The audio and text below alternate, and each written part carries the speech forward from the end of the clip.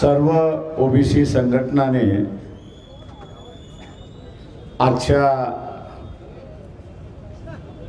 या आरक्षण यात्रेचं स्वागत केलं। मी त्यांचं सगळ्यांचा असणारा आभार, जाहीर आभार या ठिकाणी मानतोय। मंचकावरती उपस्थित सर्व वक्ते, उपस्थित बंधूंनो आणि भगिनींनो,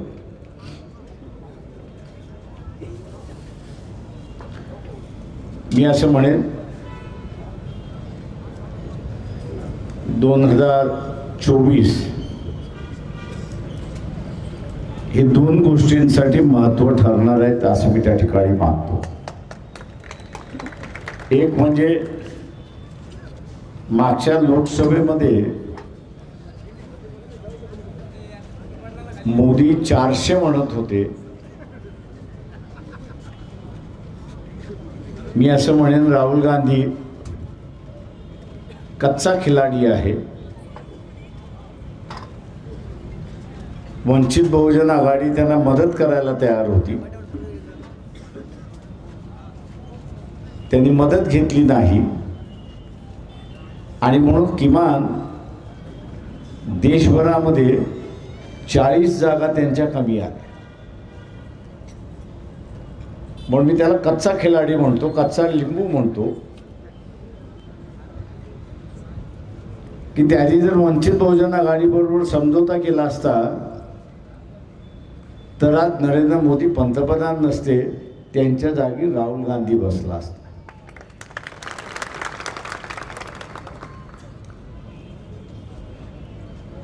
संविधान वाचलं, 400 पार आम्ही बदलू, नारा संपला आणि आता आपण बघत असाल की पदोपदी पावलोपावली नरेंद्र मोदी संविधानाची दुवा देतोय अशी असणारी परिस्थिती आहे। झटका कसा असतो हा त्याच्या लक्षात आला की त्याचा हलाल होता आता वाचला।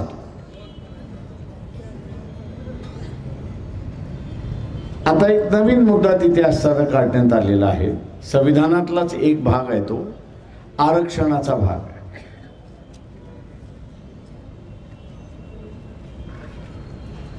हा खेळ सुद्धा इथल्या सत्ताधाऱ्यांनी सुरुवात केला,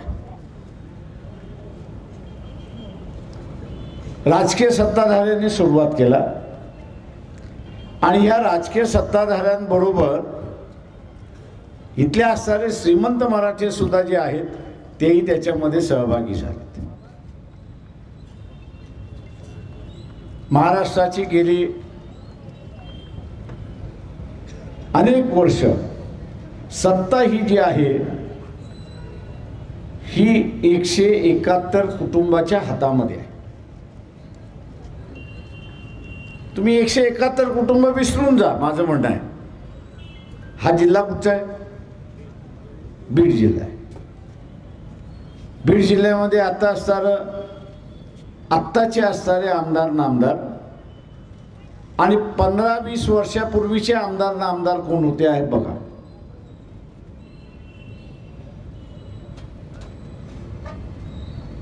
तर हे तुम्हाला घराण्यांमधूनच दिसतील,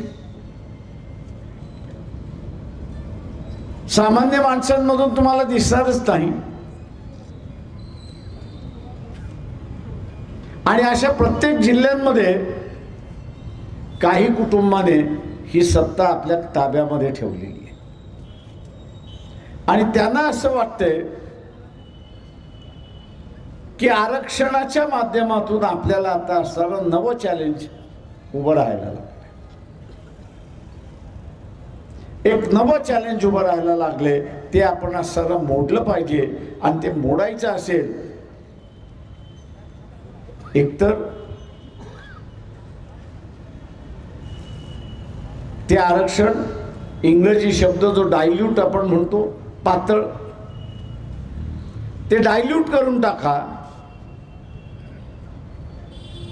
म्हणजे कोणाच्याच हाताला लागणार नाही। आणि दुसऱ्या बाजूस ते जर रद्द करता आलं तर तेही रद्द करा। दोन्ही बाजूंनी खेळ चालला। आणि या दोन्ही बाजूने खेळ चालत असताना या देशामध्ये जो विकलांग झालेला समूह आहे, 70 वर्षाच्या राजवटीमध्ये जो विकलांग झालेला समूह आहे त्या समूहाला वापरल्या जातं हे लक्षात घ्या.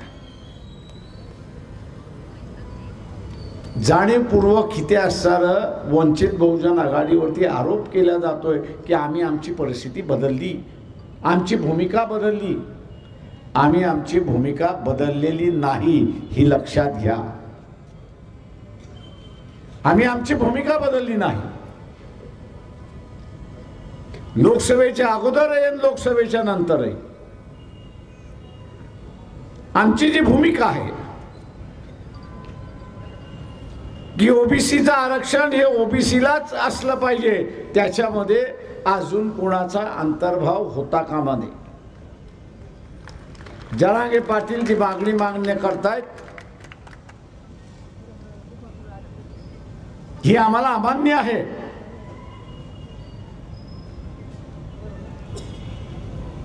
परंतु सरकार जे करतंय, खोटा सर्टिफिकेट 55 लाख दिल्या, हे घटनेच्या विरुद्ध आहेत. आता हे सगळे सर्टिफिकेट ज्यांना दिलेले आहेत ते ज्यावेळेस व्हॅलिडिटी काढायला जातात त्यावेळेस त्यांचा अर्जही घेतला जात नाही, अशी परिस्थिती आहे. ही जी फसवणूक झालेली आहे या फसवणुकीच्या विरोधात आहोत हे आम्ही असताना लक्षात घ्या मित्रो. आणि म्हणून या आरक्षणाच्या संदर्भात लोकांना जाणीव व्हावी, त्यासाठी ही असणारं आरक्षण बचाव यात्रा आम्ही महाराष्ट्राच्या 22-23 जिल्ह्यांमध्ये काढलेली आहे.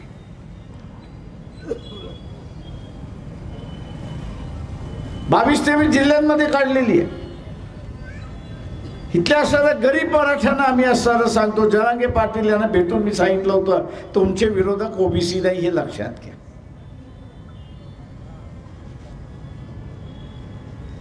तुमचे विरोधक ओबीसी नाही, तुमचे खरे विरोधक जे आहेत हे निजामी मराठे, हे 169 कुटुंब जे आहेत हे तुमचे खरे विरोधक आहेत हे लक्षात. ज्या दिवशी तुम्ही त्यांच्याशी लढाल त्या दिवशी तुमची असणारी सुटका होणार आहे. त्या दिवशी तुमची सुटका होणार आहे. मागच्या अनेक वर्षामध्ये इथली आमदारकी असेल, खासदारकी असेल,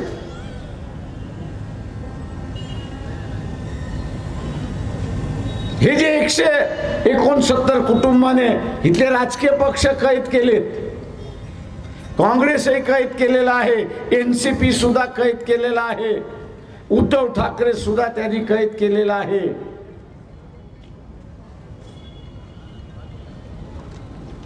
त्यांनी कुटुंबाच्या बाहेर उमेदवारी देऊ दिली का? मागचं कशाला जायचं? या लोकसभेमध्ये 31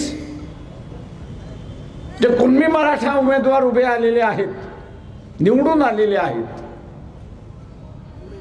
सोशल मीडियावरती ते एकमेकांचे नातेवाईक कसे आहेत याची पुरी कुंडली आली होती, पूर्ण कुंडली आली होती की हे जे 31 आहेत हे एकमेकांचे नातेवाईक आहेत. आणि म्हणून आम्ही असणारं वारंवार जरांगे पाटील यांना असणारं म्हणतोय, आपण जी घोषणा केलेली आहे 288 जागा लढवण्याची ती अंमलात आणा आणि गरीब मराठ्याला जे आहे ते उमेदवारी देऊन एकदा तुम्ही मोकळे व्हा. का त्यांना हे पक्ष देतच नाही? उमेदवारी दिली नाही तर निवडून कुठे येणार?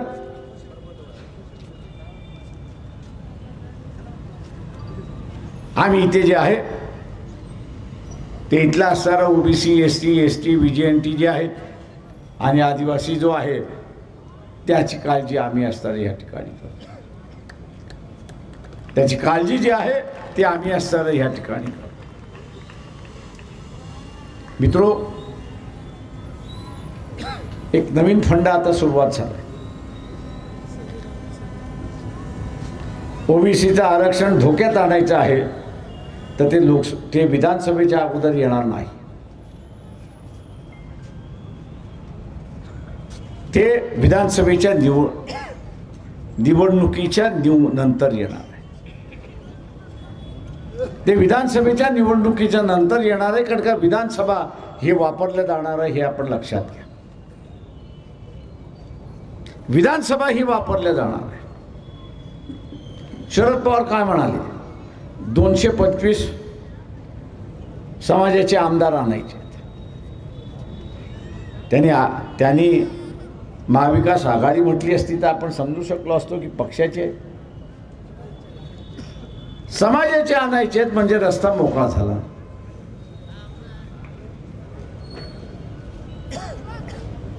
उद्या हे जर 225 आले तर ओबीसीचं आरक्षण संपलं म्हणून समजा ओबीसीने लढण्यात काही अर्थ नाही आहे.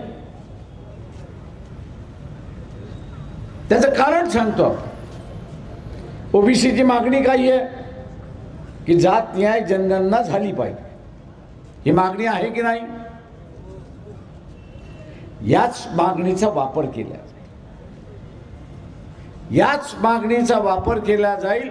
नवीन सभागृह जे येईल त्या नव्या सभागृहामध्ये ठराव मंजूर केला जाईल की ओबीसीची जात गणना झाली पाहिजे.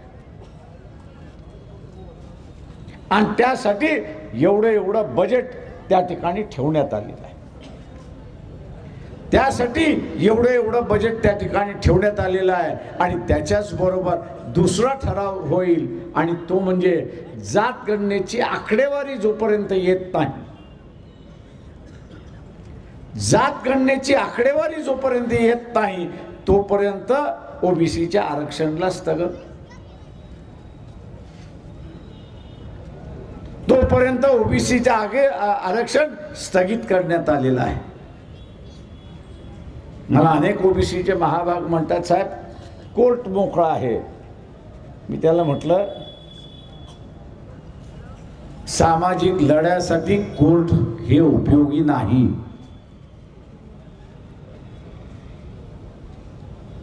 सामाजिक लढ्यासाठी कोर्ट हे उपयोगी नाही. तुम्ही उद्या कोर्टात गेला आणि सभागृहाच्या कामकाज जे आहे, प्रोसिडिंग जे आहे त्याला चॅलेंज केलं तर कोर्ट तुम्हाला असताना सांगणार आहे की बाबा रे, तुम्ही सुब्बू सोरेन, एका काळचा झारखंडचा माजी मुख्यमंत्री, त्याची केस तुम्ही वाचलेली आहे का? सुप्रीम कोर्टामध्ये सुब्बू सोरेनची केस गेली. त्याला 30 लाख किंवा त्याच्यापेक्षा जास्ती दिले असेल नरसिंहरावने मतदान करण्यासाठी. कोर्टाने सीबीआय नेमली, सीबीआयने इन्क्वायरी केली. 6 महिन्यामध्ये अहवाल दिला की सुब्बू सोरेनला पैसे मिळाले, त्यांनी उचलले, बँकेमध्ये टाकले आणि मतदान जे आहे ते काँग्रेसच्या बाजूने केलं. रेकॉर्ड आला सगळा. सुप्रीम कोर्टाने तो रेकॉर्ड मान्य केला, ग्राह्य केला. पण सुप्रीम कोर्ट म्हटलं की आम्ही काहीच कारवाई करू शकत नाही. भ्रष्टाचार झालाय तर होय झालाय, पण आमचे हात बांधलेले आहेत. आम्ही तिथे असताना काहीच कारवाई करू शकत नाही. याचं कारण संविधानाने सांगितलंय की सभागृहामध्ये चाललेला कारभार याच्यामध्ये कोर्ट इंटरफिअर करू शकत नाही.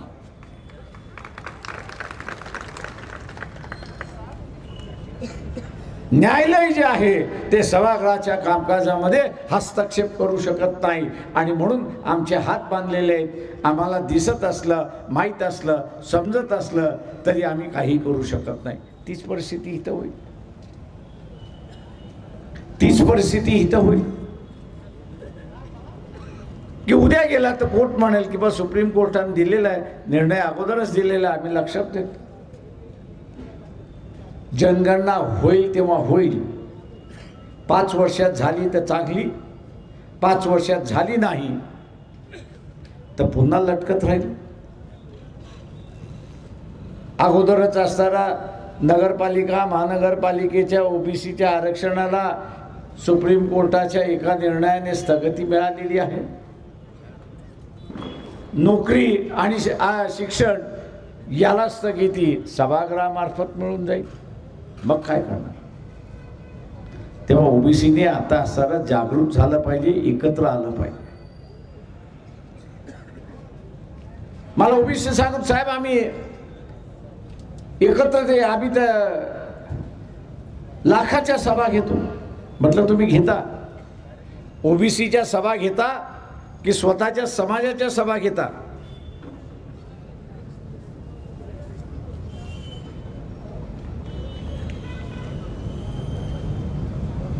तुम्ही सभा घेता त्या ओबीसीच्या सभा घेता की समाजाच्या सभा घेता? त्या समाजाच्या सभा आम्ही घेतो. मी सगळ्यात चांगलं उदाहरण देईन. धनगर समाजाच्या असणाऱ्या पंढरपूरचं असणारं अधिवेशन, धनगर समाजाने असणारं पंढरपूरला अधिवेशन बोलवलं. 5 लाखाच्या वरती धनगर समाज उपस्थित राहिला. अटल बिहारी वाजपेयीला त्यांनी असणारं निमंत्रण केलं. अटल बिहारी वाजपेयी आले, भाषण झालं. 2 महिन्यानंतर लोकसभेच्या निवडणुका झाल्या. लोकसभेच्या निवडणुकीमध्ये एकही धनगर समाजाला लोकसभेची उमेदवारी मिळाली नाही. एकही उमेदवारी मिळाली नाही. अनेक धनगर कार्यकर्ते माझ्याकडे बोंबलत आले, सर आम्ही असं एवढं केलं, एवढं झालं, पण आम्हाला उमेदवारी नाही, बीजेपीने आम्हाला उमेदवारी दिली नाही. मी त्यांना म्हटलं की तुम्ही ताकद दाखवलीत, तुम्ही मतदारसंघाची ताकद दाखवलीत की तुम्ही महाराष्ट्राची ताकद दाखवलीत? तुम्ही महाराष्ट्राची ताकद दाखवलीत. ती महाराष्ट्राची ताकद जेव्हा मतदारसंघामध्ये येते त्यावेळेस विधानसभेच्या मतदारसंघामध्ये 30, 35, 40 हजारापर्यंत आहे.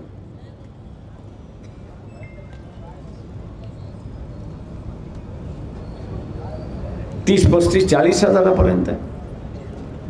परिणाम काय? 2.5-3 लाखाच्या मतदारसंघामध्ये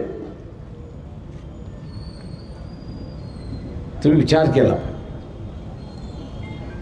मी आजही असणारं ओबीसी समूहाला आवाहन करतो की माळ्यांनी माळ्याचं अधिवेशन घेतलं, धनगरांनी धनगरांचं केलं, वंजाऱ्यांनी वंजाऱ्यांचं केलं, किंवा इथे असताना कैकाड्यांनी केलं, अमुख्याने केलं, तमुख्याने केलं. हे तुमचे समाजाचे अधिवेशन आहेत. तुम्ही समाजाची जाणीव करून दिली, समाजाची ताकद तुम्ही असताना दाखवून दिली आहे. ती समाजाची ताकद आहे, ती राजकीय ताकद नाही, हे आपण लक्षात घ्या. की ज्या दिवशी आपण राजकीय ताकद निर्माण कराल त्या दिवशी आपल्याला इथले राजकीय पक्ष भियायला लागतील, एवढं असं लक्षात घ्या. आणि राजकीय ताकद निर्माण करायची असेल तर ती समाजाच्या नावाने उभी राहणार नाही, तर ती ओबीसी म्हणून राहणार, मागासवर्गीय म्हणून राहणार, अदर बॅकवर्ड क्लासेस म्हणून ती राजकीय ताकद उभी राहणार. आणि ती ज्या दिवशी आपण दाखवाल त्या दिवशी राजकीय पक्ष हे तुमच्या पायाशी लोळलेले असतील. आज तुम्ही त्यांच्याकडे जाता अशी असणारी परिस्थिती. मित्रो, ती आता करण्याची वेळ आली.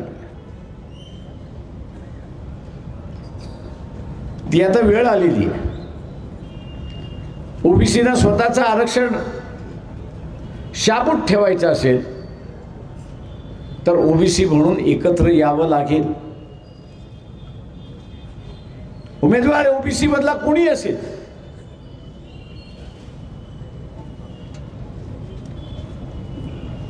कोणी असेल, तुम्हाला ठरवावं लागणार आहे की माझं मत ओबीसीलाच, माझं मत आरक्षणवादी.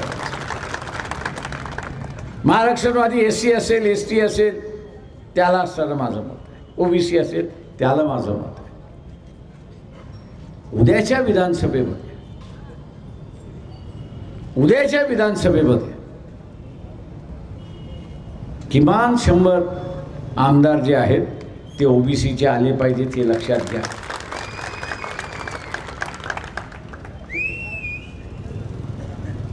आणि ते करायचं असेल तर कोणाला पक्ष सोडण्याची गरज नाही.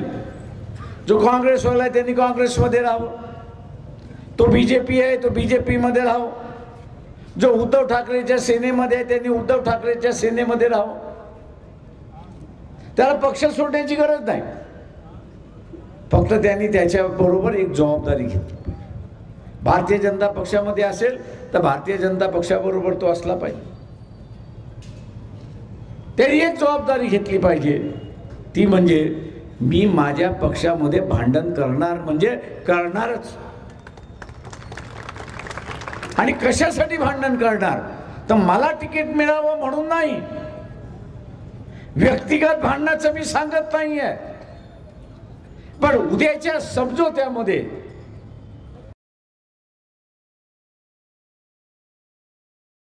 असं धरून चाला की भारतीय जनता पक्षाला का त्यांच्या वाट्याला आलं तर तुमचं भांडण हे पाहिजे. भांडण आपण असताना हे केलं पाहिजे की 50% जागा ह्या ओबीसीच्या वाट्याला गेल्याच पाहिजे. हे भांडण आपण त्या ठिकाणी केलं. पक्ष सोडून उपयोगात नाही. पक्षामध्ये परिवर्तन करणं गरजेचं आहे. पक्षामध्ये परिवर्तन करणं गरजेचं आहे आणि त्याच्यासाठी आपण भांडलं पाहिजे, हे लक्षात घ्या. आता या पक्षाच्या भांडणाला ताकद द्यायची असेल तर मी असं म्हणेन की ही जी आम्ही आरक्षण बचाव यात्रा काढलेली आहे तिची सांगता 7 ऑगस्टला औरंगाबादमध्ये आम्ही करतो. 7 ऑगस्टला आम्ही औरंगाबादमध्ये करतोय. 7 ऑगस्टचं महत्व काय आहे?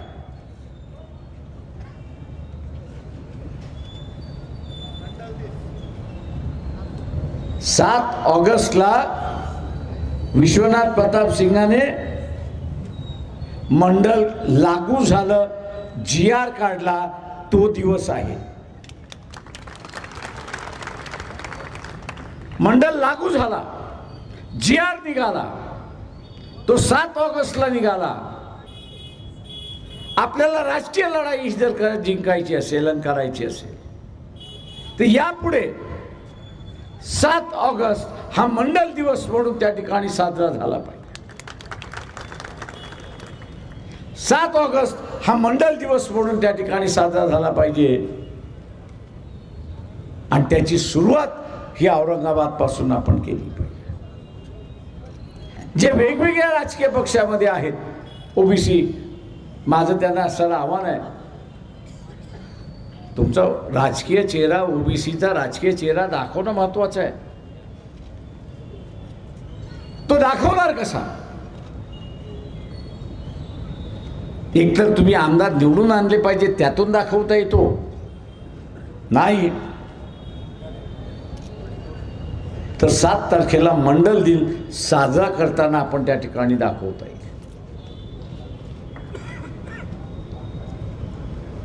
आमदारकीच्या निवडणुका नंतर आहेत. तुम्हाला आपल्या पक्षामध्ये भांडायचे, आपल्या पक्षामध्ये लढायचे. ते लढत असताना आपल्यालाच विचारते तुम्हाला तिकीट का आम्ही द्यायचं? तुम्ही तर माळी आहात, तुमच्याबरोबर धनगर नाही, वंजारी नाही, अमुक नाही, तमुक नाही, घिसाडी नाही, कोणीच नाही, मग तुम्हाला कशाला उमेदवार? आणि म्हणून म्हटलं की समाजाचे मेळावे हे वेगळे आहेत आणि ओबीसीचा मेळावा हा वेगळा आहे. 7 ऑगस्टला इथला वेगवेगळा ओबीसी समूह आहे. यांनी स्वतःच्या समाजाचे बॅनर घेत औरंगाबादला 7 तारखेला पोचले, लाखाच्या संख्येने आपण पोचला, तर मी असं म्हणेन अर्धी लढाई आपण जिंकली हे लक्षात घ्या.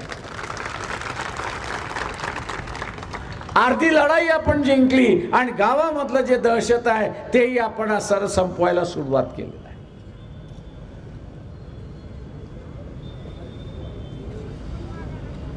राजकीय पक्षांना आपण सर त्याच्यातून भीती निर्माण केलेली आहे. 7 ऑगस्टच्या लाखाच्या ओबीसीच्या असणाऱ्या रॅलीने इतर राजकीय पक्षांमध्ये धडकी भरवलेली असेल की आपण जर ओबीसीला उमेदवारी दिली नाही तर आपल्याला मत मिळणार नाही, याची खात्री त्याला असताना होणार आहे.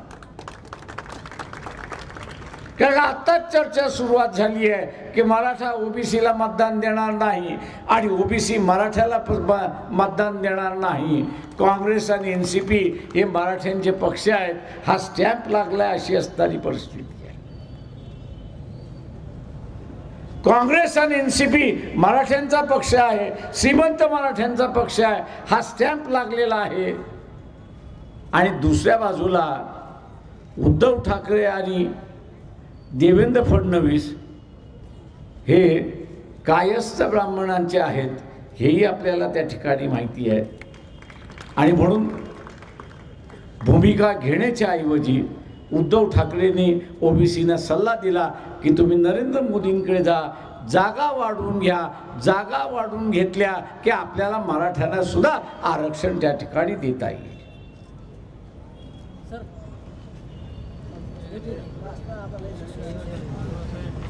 आरक्षण त्या ठिकाणी देता येईल. अरे मुळात भांडण आहे की मराठा समाज म्हणतोय की मला ओबीसीतून आरक्षण द्या आणि ओबीसी म्हणतोय की मी मराठ्यांना घ्यायला तयार नाही.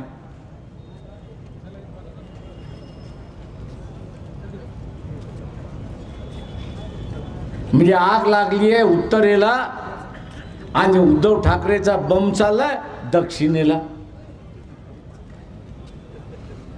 म्हणजे आग लागली आहे उत्तरेला आणि उद्धव ठाकरे यांचा बंब चाललाय दक्षिणेला.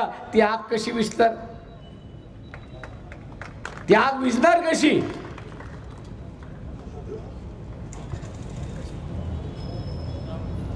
शरद पवार आपण असं पाहिलं, सगळ्यात सिनियर नेते. अपेक्षा होती की हे वातावरण शांत करतील, पण शांत करण्याच्या ऐवजी त्यांनी घासलेटच टाकून दिलं, डिझेल टाकून दिलं, पेट्रोल टाकून दिलं. काय म्हणाले की महाराष्ट्राचा मणिपूर होण्याची शक्यता आहे. अरे बा, तेच तर आपल्याला थांबवायचं आहे की मणिपूर होऊ द्यायचं नाही. राजकीय भांडण हे राजकीय भांडण राहिलं पाहिजे, ते सामाजिक भांडण होता कामा नये.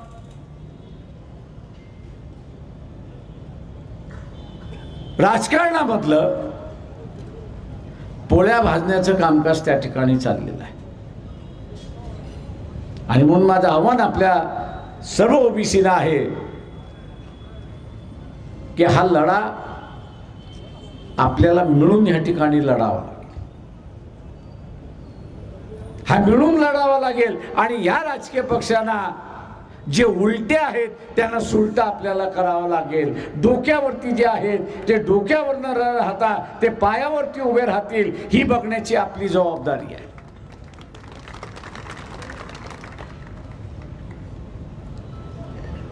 आणि म्हणून जाता जाता मी आपल्याला एवढंच आवाहन करणार आहे की अनेक जण म्हणतात की जायचं कसं, अनेक जण म्हणतात जायचं कसं, तर मी त्यांना म्हणतो की पक्षाच्या इतर पक्षांचं निमंत्रण येतं त्यावेळेस तुम्ही यावं म्हणून ते सगळ्या सोयी करतात. काका लग्न त्यांचं आहे, लग्न त्यांचं आहे, लोक आली पाहिजेत त्या लग्नाला म्हणून ते सोयी आणि सवलती देतात. इथं लग्न कोणाचं आहे?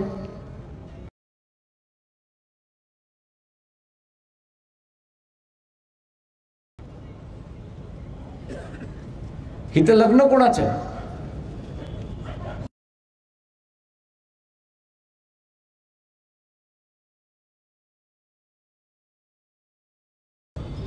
तेव्हा आपल्या लग्नाला आपणच गेलं पाहिजे, दुसरं कोणी येणार नाही.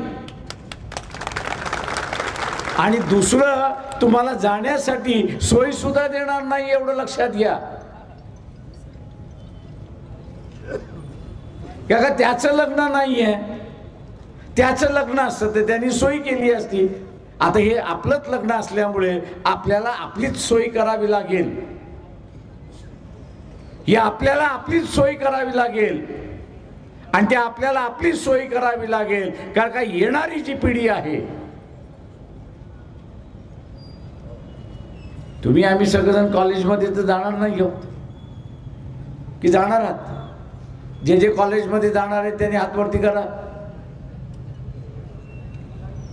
का तुमचं वय झालं की कॉलेज तुम्हाला घेणार नाही अशी परिस्थिती आहे. तुम्ही नोकरी मागायला गेलात तरी तुम्हाला नोकऱ्या देणार नाही. ही लढाई आपण येणाऱ्या पिढीसाठी लढतो, हे लक्षात घ्या.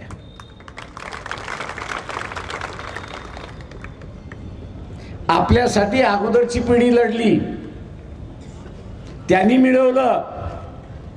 आपली जबाबदारी आहे टिकवणं, ही आपली जबाबदारी आहे. शाबूत ठेवणं ही आपली जबाबदारी आहे. आणि मिळवलेलं जसंच्या तसं पुढच्या पिढीला देणं ही आपली असणारी जबाबदारी आहे.